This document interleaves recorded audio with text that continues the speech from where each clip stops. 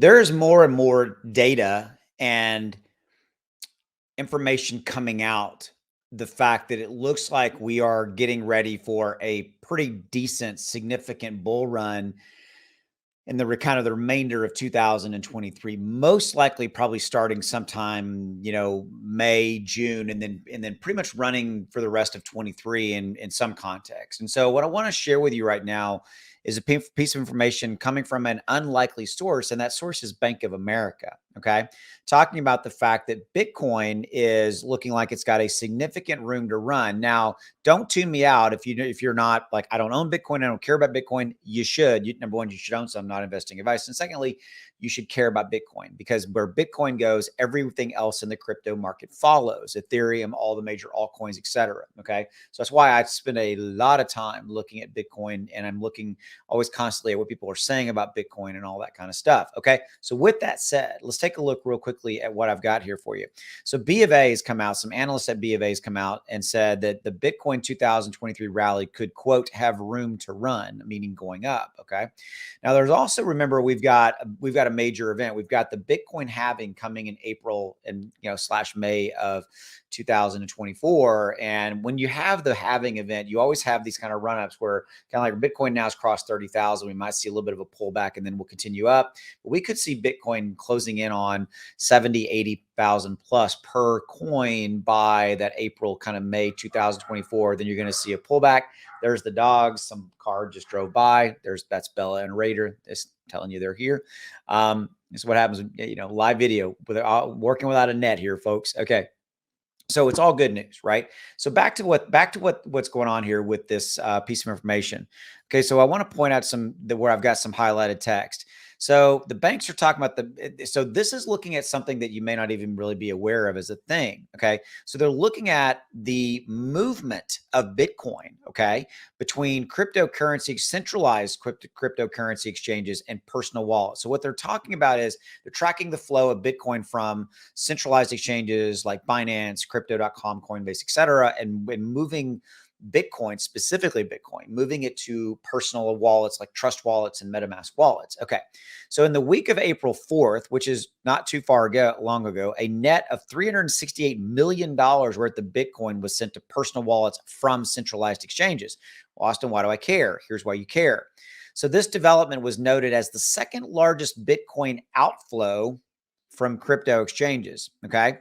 This is why it's important. All right. So when you start to look at outflow, you're looking at when you see a tremendous outflow, there's the dogs, from crypto exchanges to personal custody wallets, is a potential attributing factor to Bitcoin, the price of Bitcoin rising.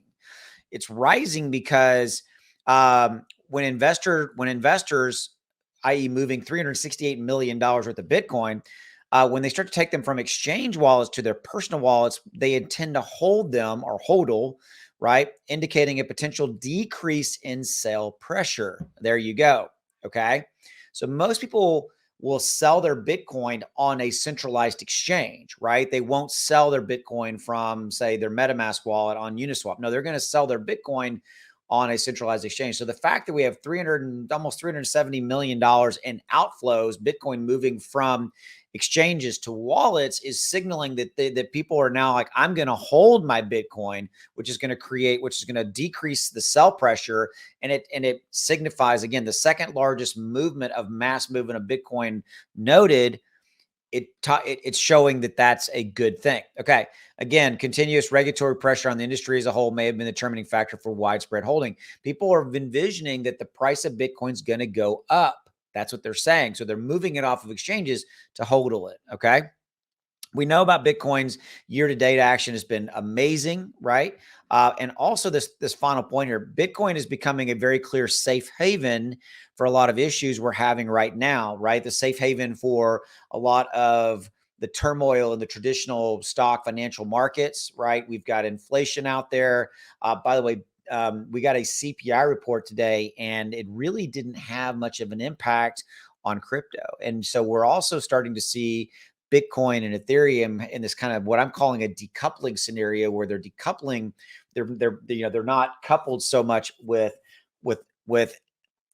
indicators, or excuse me, with factors that hit stocks. So like, meaning if like let's say a bad CPI report, maybe it's hitting stocks more hard, the stock market, than it's hitting crypto. People are starting to move money into crypto as almost, again, a hedge, a safe haven against what we see going on in the traditional market. So the final thought is, look, crypto market rally could be coming soon. If you're looking at the scenario where we've had almost $370 million worth of Bitcoin move off of centralized exchanges, moving into wallets, people intend to hold these, which obviously puts less sell pressure on Bitcoin. The less sell pressure on Bitcoin, said a different way, people are like, I'm going to hold this because I envision that the price of Bitcoin is going to go up.